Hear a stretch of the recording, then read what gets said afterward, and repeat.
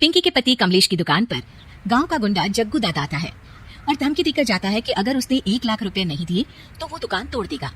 घर में सभी परेशान होते हैं।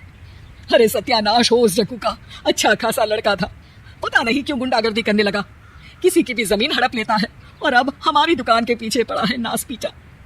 मेरे तो कुछ भी समझ में नहीं आ रहा कि मैं क्या करूं। अरे बेटा, मैं तो कह रही हूं कि 1 लाख रुपए दे दो और छुट्टी पाओ इस जग्गू दादा से। नहीं माँ, मेहनत की कमाई है, ऐसे कैसे दे दूं? मैं तो 1 रुपया भी नहीं देने वाला उसे। अरे पैसा तो दोबारा भी कमा लेंगे, पर जान है तो जहान है। नहीं पिताजी, मैं नहीं दूंगा पैसे, मैंने फैसला कर लिया है। पिंकी कमरे में आकर सोचने लगती है, मेरे पति के ऊपर ये कैसे मुसीबत आ गई है? हे भगवान, क्या करूं मैं?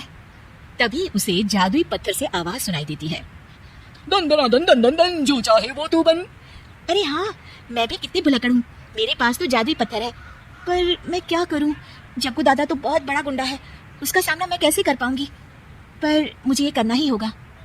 पिंकी प्लान बनाती है और उसे एक आइडिया आता है और वो आइडिया वो सबको बताती है।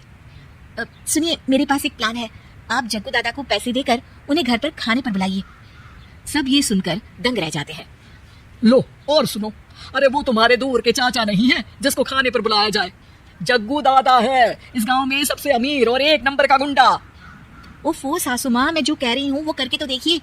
मैं आपको यकीन दिलाती हूँ कि कल के बाद जग्गू दादा हमें कभी परेशान नहीं करेगा।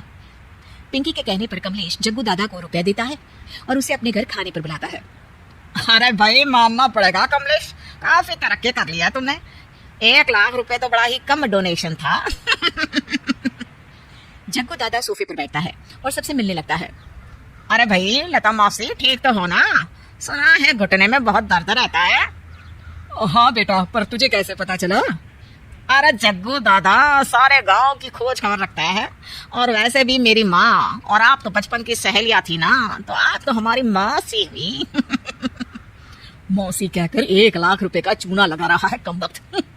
तभी बेल बजती है और कमलेश दरवाजा खोलता है तो सब दंग रह जाते हैं। अरे एमपी साहब, आप आइए आइए, आप कमलेश को कैसे जानते हैं?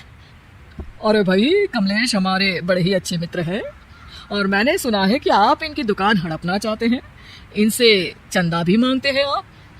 अरे एमपी जी, वो तो बस थोड़ा धंधे में मंदी चल रही थी तो गांव वालों से थोड़ी मदद मांग ली। देखो जग्गू दादा, होंगे दादा तुम अपने घर के, ये हमारे पहचान के लोग हैं, इनके साथ तुमने कुछ भी उल्टा सीधा किया तो सीधा जेल में डाल देंगे, समझे? फिर वहां बाकी कैदियों से चंदा मांगते फिरोगे क्या? जग्गू घबरा जाता है और वहां से जाने लगता है। जी जी एमपी जी, समझ गए, हम चलते हैं, हमें माफ कर दो कमलेश बाबू। अरे बेटा, खाना तो खा लेता। अरे जग्गू। जग्गू दादा को भागता देख एमपी के रूप में बदली पिंकी हंसने लगती है और सब एमपी के पास आते हैं और उनका धन्यवाद करते हैं। आपको कैसे पता चला एमपी साहब कि जग्गू हमें परेशान कर रहा था? आपकी बहू पिंकी है ना, बड़ी ही समझदार है, वो मेरे ऑफिस आई और मुझसे मदद मांगी। क्या पिंकी ने ये सब किया? पिंकी अपने रूप में वापस आ रही होती है। अच्छा, मैं चलता हूँ, मेरा मतलब है। अरे ऐसे कैसे, आप बिना खाना खाए नहीं जा सकते, आइए आइए। नहीं, फिर कभी मुझे जाने दीजिए। पिंकी भागती है।